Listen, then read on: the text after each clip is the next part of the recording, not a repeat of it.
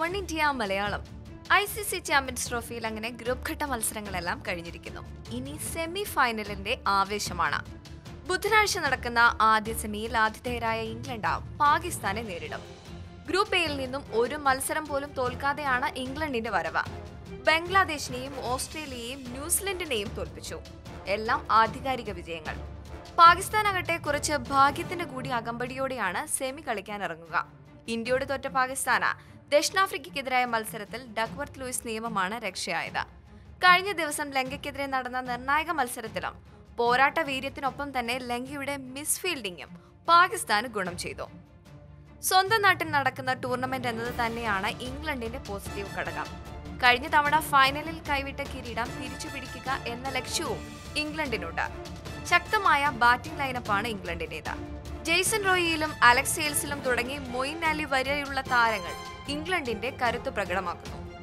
ഇതുവരെയുള്ള മത്സരങ്ങൾ എടുത്താൽ ബെൻ സ്റ്റോക്സും മോർഗനും ജോ റൂട്ടുമാണ് കൂടുതൽ അപകടകാരികൾ. കഴിഞ്ഞ 3 മത്സരങ്ങളിൽ നിന്ന് 8 വിക്കറ്റ് വീഴ്ത്തിയ ലിയാം പ്ലങ്കറ്റാണ് ബൌളിംഗിൽ സൂക്ഷിക്കേണ്ട താരം. പ്ലങ്കറ്റിനൊപ്പം ആദിൽ റഷീദും മാർക്ക് വുഡും ജേക്ക് ബെല്ലും കൂടി ചേരുമ്പോൾ പാകിസ്ഥാന് കാര്യങ്ങൾ അത്ര എളുപ്പമാകാൻ സാധ്യതയില്ല. കരുത്തുറ്റ പേസ് ബൌളിംഗ് നിരയാണ് പാകിസ്ഥാന്റെ ശക്തി.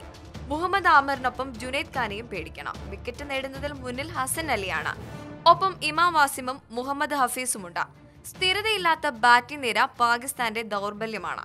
ഓപ്പണിംഗിൽ അസർ അലിയും ഫഖർ സമാനും റൺ കണ്ടെത്തുന്നുണ്ടെങ്കിലും അടിത്തറ നൽകാൻ കഴിയുന്നില്ല. മധ്യനിരയിൽ ഷൊയ്ബ് മാലിക്കും ഹഫീസും ഫോമിലേക്ക് ഉയരേണ്ടതും പാകിസ്ഥാന് അത്യാവശ്യ ഘടകമാണ്. ലങ്കയ്ക്കെതിരെ അർദ്ധ സെഞ്ചുറി നേടിയ നായകൻ സർഫ്രാസ് അഹമ്മദിന്റെ പ്രകടനം ടീമിന് മുഴുവൻ പ്രചോദനമാകുമെന്ന് കരുതാം. ഇംഗ്ലണ്ടിന്റെ ഇതുവരെയുള്ള പ്രകടനവും ഗ്രൗണ്ട് സപ്പോർട്ടും ഒക്കെ കണക്കിലെടുക്കുമ്പോൾ എന്തായാലും ഇംഗ്ലണ്ട് ഫൈനലിലെത്തുമെന്നാണ് ഞാൻ കരുതുന്നത്. പ്രേക്ഷകർക്കും അഭിപ്രായങ്ങൾ പങ്കുവയ്ക്കാവുന്നതാണ് കമന്റ് ബോക്സിൽ. ഈ റിപ്പോർട്ട് ഇഷ്ടമായെങ്കിൽ share it, like it and subscribe to One India Malayalam.